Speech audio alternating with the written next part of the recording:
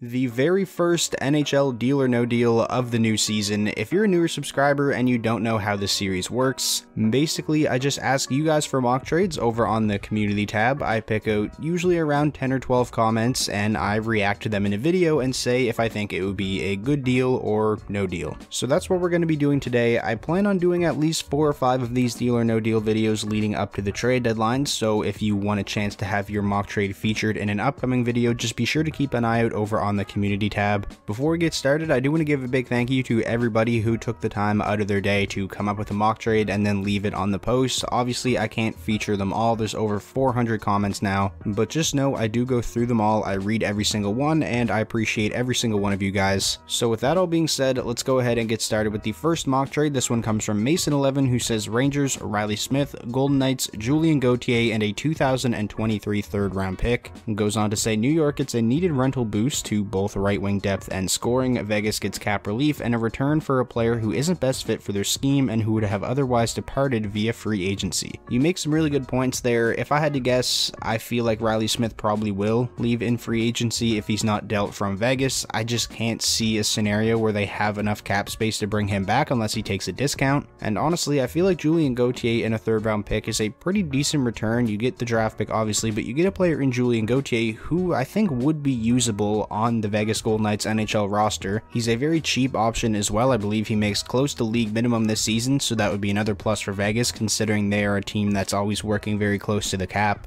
Julien Gauthier was actually a former first round pick. I believe it was in 2015 or 2016. He was a big time goal scorer in junior, has had a couple of 20 plus goal seasons in the American Hockey League. He's just never really been able to put it all together at the NHL level, and usually when players who have yet to break out in the NHL go to Vegas, well, we've learned that they then break out in Vegas. So I think this would be a pretty good opportunity for Gauthier as well. I like this mock trade. I think it's well thought out and makes a lot of sense. I'm sure the Rangers wouldn't mind giving up Julien Gauthier. I think he's only played a couple of games for them this season anyways. I'm going to go ahead and start the video off by saying deal to this one. This next mock trade comes from Quinn Van Galen, who says the Oilers receive John Gibson and the Ducks receive a 2022 first and second round pick, Philip Broberg, Raphael Lavoie, and Mikko Koskinen. If the Anaheim Ducks were to make it known that John Gibson was available for a trade, I think the Edmonton Oilers would and should be all over that. He would definitely give them a longer term option in net. That being said, I do think this particular package that you proposed is a little bit too much for the Edmonton Oilers to give up a first and a second round draft pick and then pretty much their two best prospects. I love John Gibson when he's playing at his peak. He's one of the best goaltenders in the league, but I do still think this is too much. If it was maybe take away one of Broberg or Lavoie and then take away the second, so let's say a first in Broberg or a first in Lavoie, then it could make sense, but I really couldn't see Edmonton giving up all 4, so I'm gonna go ahead and say no deal to this one. Jamie Quinlan says Toronto first round success, Florida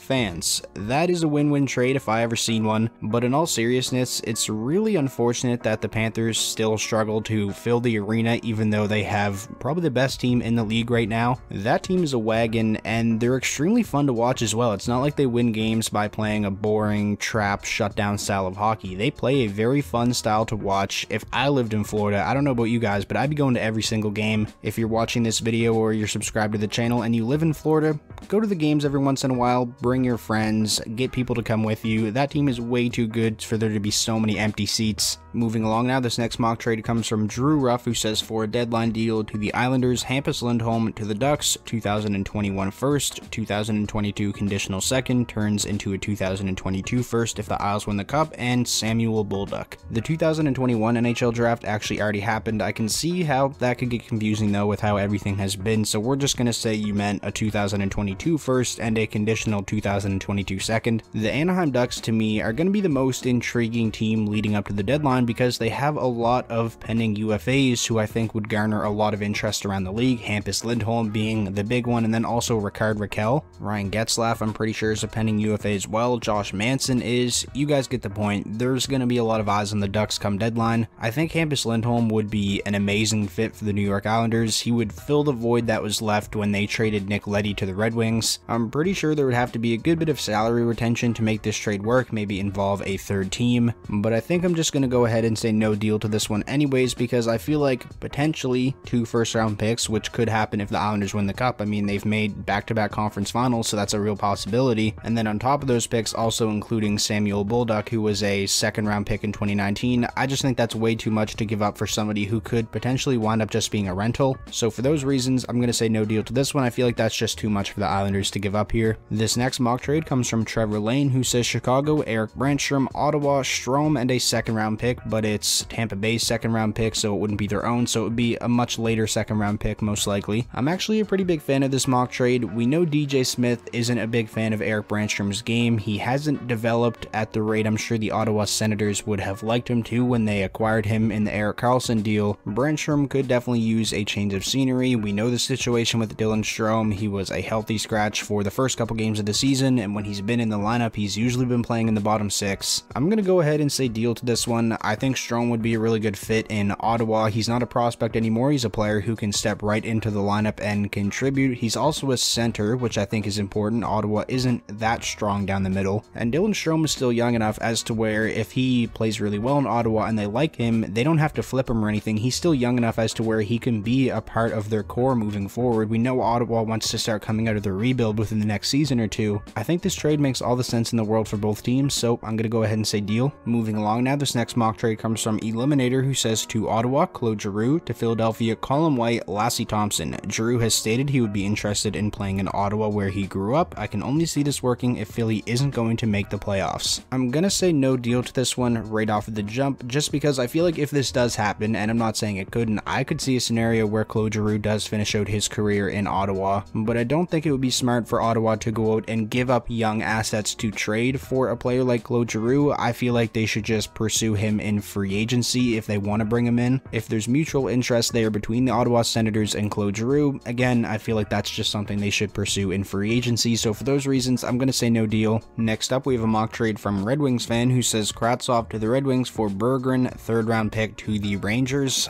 I actually like this one quite a bit. Both prospects who were selected in the 2018 draft, except one was in the top 10 in Kravtsov, the other was in the second round in Jonathan Berggren. It's already been reported that the Rangers would like to get back a player for Vitaly Kravtsov who has the potential to play in the top 6. I think Berggren certainly does. He's coming off of a fantastic season over in Sweden where he was one of the leading goal scorers in the league, is struggling a little bit to start the season in the American Hockey League, but Vitaly Kravtsov hasn't necessarily put up world-beating numbers in North America either. I think both of these guys have a ton of upside still. I would not be mad as a Red Wings fan if this happened, so I'm going to go ahead and say deal. I don't really think it has a chance of happening though, this particular trade, just because I don't think Detroit would explore trading Berggren at this point, because this trade seems like kind of a change of scenery type of deal where I don't really think Berggren needs that just yet, but hey, I like it. We have a Jack Eichel mock trade here from Jordan Guyman to Calgary, Jack Eichel to Buffalo, Dubé, Zary, a first, and whatever another team will give for Monahan. Third team examples include Ottawa and Boston. Monahan 50% retained by Buffalo, so a 3-team deal here. Basically Buffalo getting the package that was stated here plus Monahan, and then retaining 50% of Monahan and flipping them. I'd imagine they would get at least a decent bit of assets for doing that as well, so this could be a pretty huge haul for Buffalo if this trade were to happen. I like it. I think Calgary would be a perfect team for Jack Eichel. The only reason I would say that maybe they won't do this is because they're playing very, very well right now, and if you trade those assets, one of them being your top line center in Sean Monahan, you wouldn't get Jack Eichel most likely this season. He still has to get the surgery, then recover from the surgery. He probably wouldn't be playing till next season, so I feel like if they made this trade at or around the deadline, it would kind of be them throwing this season away, and I don't know if that's something that they'd want to do. A trade of this magnitude, I feel like it would have to be an off-season deal,